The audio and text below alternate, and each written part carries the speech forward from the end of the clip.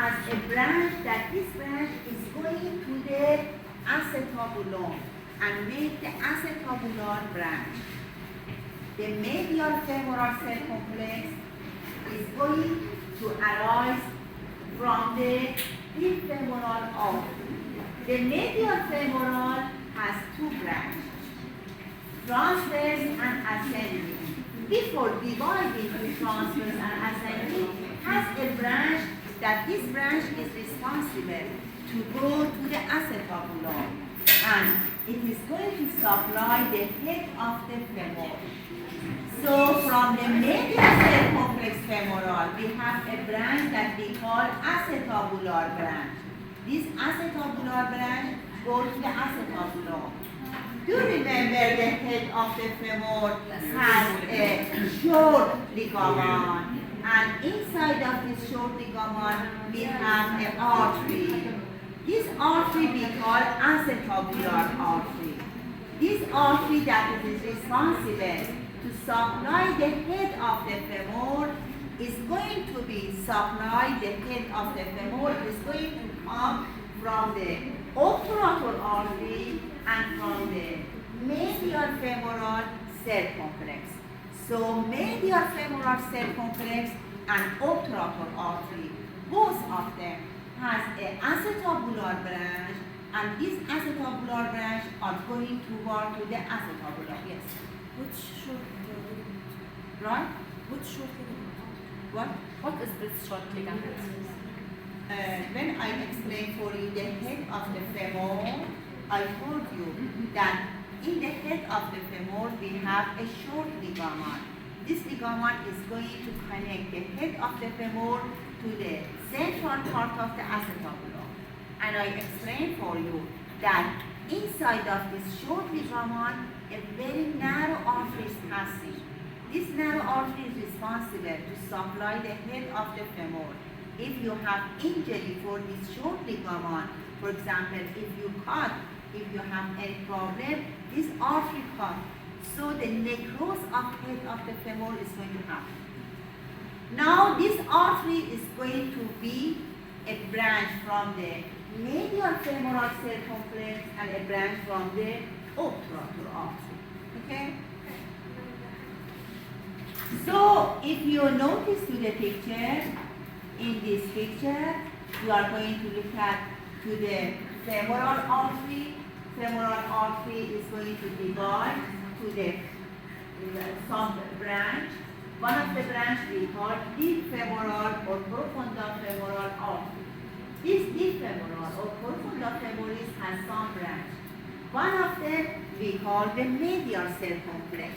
Another one we call lateral circumflex. So from the medial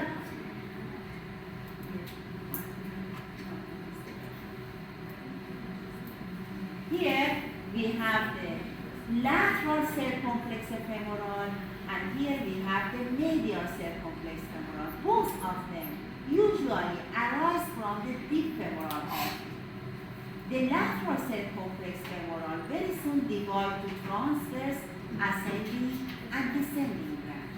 The transverse branch is going to participate in crochet anastomose. I explained for you.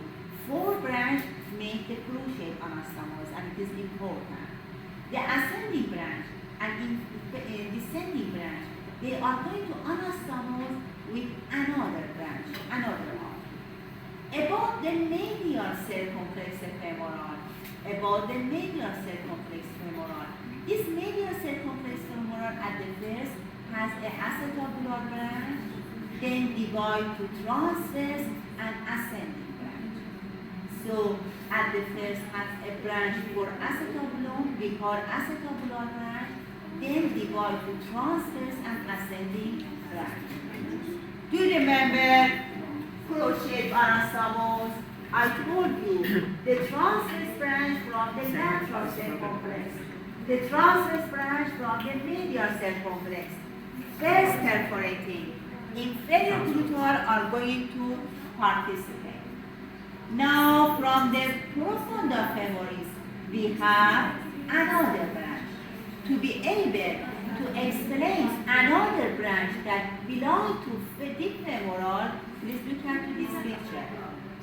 In some of the texts, as I explained for you, they explain that the femoral artery divides to superficial and deep. In some of the texts, in most of the texts, you can find the femoral artery and the deep branch. Okay? You can imagine here we have the femoral artery and the deep femoral is one of the branches that belong to the femoral. Also we can explain here we have common femoral and divide to superficial and deep. Okay? They are the same. The name change.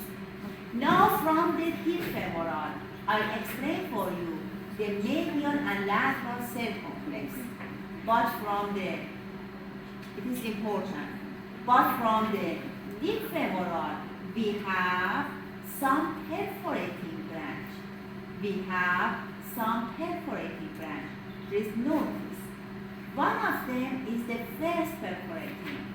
Another one is the second perforating. And another branch we call the third perforating.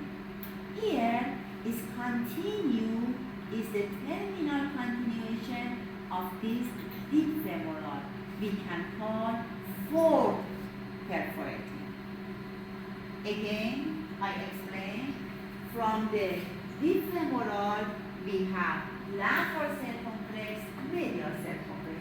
Here, we are not going to show you the medial cell complex. We forgot to draw.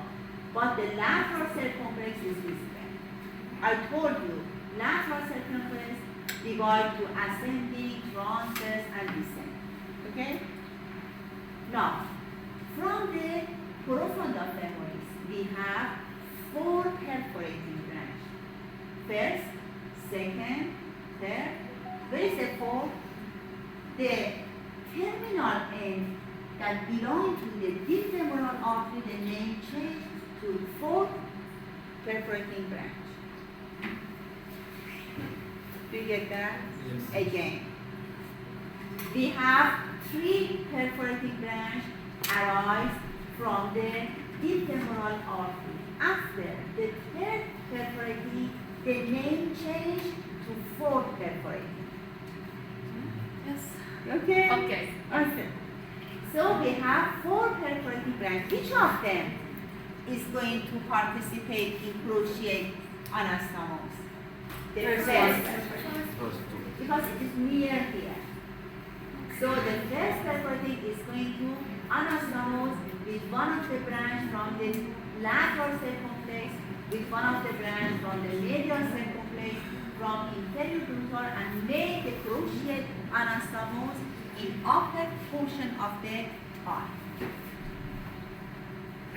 About the profunda femoris, please remember all of these branches that arise, these perforating are important. In this picture, I'm going to explain for you and show to you that the femoral artery is leaving the anterior compartment by passing from the adductor hiatus, go posterior to the knee, and posterior to the knee, the name changed to popliteal artery. In this picture, you are going to look at to the perforating branch. Look at the perforating branch. Yeah. This perforating branch wanted to go to posterior compartment. How they are able to leave the anterior compartment to enter to posterior compartment? Use from this osteoaponeurotic foramen. This osteoaponeurotic foramen belongs to which muscle? Magnus. Adductor magnus. Do you remember adductor magnus? In the insertion make 5 osteoaponeurotic foramen. The fifth, the name was spatial. We call adductor. Okay? But this fourth is a site, is a place for passing of this four perforating branch. Perforating branch belong to which artery? Deep. Deep, profunda. The deep at the end is going to the name change to four. It is easy. Only you should repeat and repeat. Here, Again, we are going to show you the femoral artery, the deep femoral, the lateral circumflex, ascending, descending, and transverse branch. This picture also is going to remember you this classification of the femoral artery, and with this picture you are going to understand better. But here, if I want to make larger, it is not clear. That here, for example, if you look at to the femoral artery is going to have a deep femoral branch. This deep femoral branch is coming to have a lateral femoral circumflex, a medial femoral circumflex, okay? And if you come down, you can find that the femoral artery is going to enter to the popliteal area and the name change to popliteal arch. Now, please notice to this picture. This picture is going to remember you the lateral circumflex, the medial circumflex, and the inferior gluteal, and the first perforating are going to make anastomose and make the crochet anastomose. Here is the acetabulum, and a branch from this is the acetabular branch from the medial circumflex, and acetabular branch from the obturator artery. So obturator artery and the medial circumflex has acetabular branch. This branch, this artery are going to pass from the ligament of head in the femur. I explain about this picture later. Now here, you are in the dissection room. We are going to show you the femoral artery, the deep femoral artery. From the deep femoral artery, we have the lateral circumflex artery. This lateral circumflex artery is going to divide to 3 branches. Sometimes we have variation, such as this picture. Femoral artery, sometimes the deep femoral artery is here laterally, and the lateral circumflex arises from the deep femoral. Sometimes it is possible in some of the person you find the lateral circumflex arises from the femoral artery. Such as this picture, the medial circumflex arises from the femoral artery, not from the deep femoral. Okay? It is a variation. The deep femoral is descending, and if I will be able to show you in continue, I will be able to show you the perforating branches. Here again, you are going to look at 2 femoral artery from laterally, the profunda femoris or deep femoral. Here is the lateral circumflex femoral, and in continue, you are able to find and look at to the perforating. Again here, if you look at to the picture, the femoral artery is visible here, and from the femoral artery you are going to look at to another branch. Do you have any question here? No. Now a little, I spoke about 10 or 15 minutes. We spoke about the muscle in gluteal region. Okay? After that, we are going to speak about we are going to finish the class. So the muscle of the gluteal region and posterior surface of the or compartment of the thigh. In this picture, you are going to look at to the thigh posteriorly. In the posterior compartment, the sciatic nerve is visible. Sciatic nerve is the largest nerve in our body. Sciatic nerve belongs to sacral plexus. The sciatic nerve is responsible to supply to innervate all of the muscle in posterior compartment of the thigh. So posterior compartment of the thigh, please remember the sciatic nerve. Here you are going to look at to the hip and the posterior compartment of the femur. In the hip region, we are going to explain some muscle in two layers, superficial layer, deep layer, in gluteal region. In gluteal region, you are going to find the muscle in two layers, superficial layer and deep layer. The superficial layer are extensor and abductor. They are extensor and abductor. One of the muscles that the position is superficially and it is large, we call gluteus maximus. Gluteus maximus. Another muscle we call gluteus medius. Gluteus medius. And another muscle we call gluteus minimus. So gluteus minimus, gluteus medius, gluteus maximus. These three muscles are in superficial layer of gluteal region. What about the origin and insertion? You know, gluteus maximus attached to the ilium, posterior to posterior gluteal line. How many gluteal lines? Three. Posterior surface, posterior area to posterior gluteal line is an area for attachment of this muscle. This gluteus maximus muscle also attached to sacrum, to coccyx, to sacrotuberous ligament. Sacrotuberous ligament to the ilium, to sacrum and coccyx.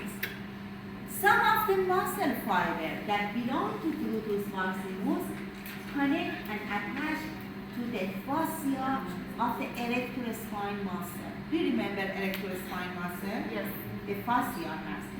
This gluteus maximus has a little attachment, a small attachment to the fascia of erector spine. So the origin, remember the ilium, sacrum, coccyx, sacrotuberous ligament, and the fascia of the erector spine. The muscle fiber are going laterally and anteriorly.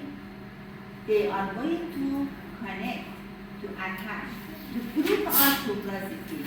Do you remember gluteal tuberosity? Yes. Yes? Really? Yes. And this muscle also has attachment to iliotibial tract. Do you remember iliotibial tract?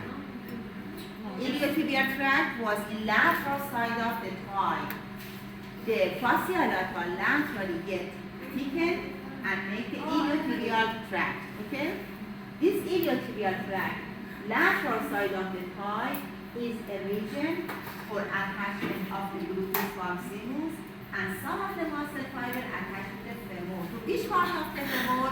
Gluteal tuberosity. What about the innervation from the sacral plexus? Sacral plexus, the next session I am going to explain for you. The sacral plexus has so many branches. One of the branches that we call inferior gluteal is responsible to innervate the gluteus maximus. Gluteus maximus is the extensor for the hip joint. It is the extensor for hip joint. When you are sitting and you want to standing up, the function of this muscle unique. It paralyzes the adductor gluteus maximus. When you are sitting, when you want to stand, it is difficult for you. You need to support, you need to be held. Okay? So the extensor of the hip joint is one of the functions of the gluteus maximus. This gluteus maximus, because it has attachment to iliotibial tract, so it is going to fix the hip joint and the knee joint. It is going to help to fix the hip joint and the knee joint. Okay? The gluteus medius, if you want to look at the gluteus medius, you should remove the gluteus maximus. Of course, here, of course, a small portion, the small portion of gluteus medius is visible here. If I want to show you the gluteus medius completely, it is better I cut and remove the gluteus maximus. So here we remove the gluteus maximus to be able to show you gluteus medius. Origin, the lateral surface of the gluteal surface of the ilium in which gluteal line, posterior and anterior, this surface, between the posterior gluteal line and anterior gluteal line. This area of the gluteal surface in the ilium is the area for attachment of gluteus medius. What about the insertion? Do you remember the greater trochanter? Greater trochanter has apex, anterior surface, lateral surface, medial surface is a fossa. So apex, anterior surface, lateral surface, and medial surface. This gluteus medius is going to attach to lateral surface of greater trochanter. It is going to attach to lateral surface of greater trochanter. It is going to be innervated by the superior gluteal nerve. Superior gluteal nerve. This superior gluteal nerve is one of the branches that belong to sulcar plexus. If I remove the gluteus medius, I will be able to show you gluteus minimus. Gluteus minimus, origin attached to ilium between the anterior gluteal line and inferior gluteal line.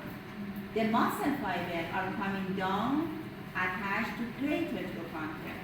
To which part of the greater trochanter? To anterior and lateral surface. To anterior and lateral surface of greater trochanter. Gluteus minimus, gluteus medius, both of them are going to be innervated by the superior gluteal nerve. By the superior gluteal nerve. About the function, these two muscles,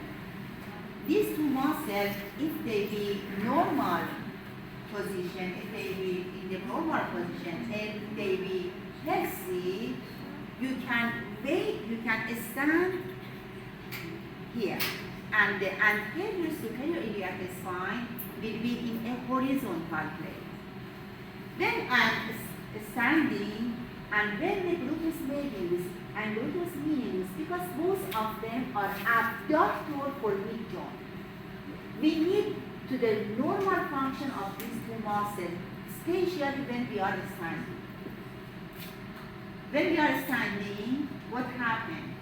Look at to me, one of my foot is on the ground and one of my foot during the standing are going far from the ground, okay? I pick up the foot, go, and then this I pick up. When these two muscles are normal position and they are a normal function, so during the standing nothing happens. But if the gluteus medius and gluteus minimus in one side paralyzed, what happens? If these two muscles in one side paralyzed, you are walking such as this. Look at here. You are going to be called lurching gait. We are walking such as this form. We call lurching gait. Lurching gait. Lurching gait is in one side, the gluteus medius and gluteus minimus paralyzed. If in both sides, the gluteus minimus and gluteus medius paralyzed, what happens? Yes, we call waggling gait. We are going such as a dog. Can we such as this? Okay? We call waggling gait. So waggling gait is the paralysis of these two muscles. Waggling gait belong to the paralysis of these two muscles in both sides. In one side, we call lurching gait. Okay, for today is enough. I put on the desktop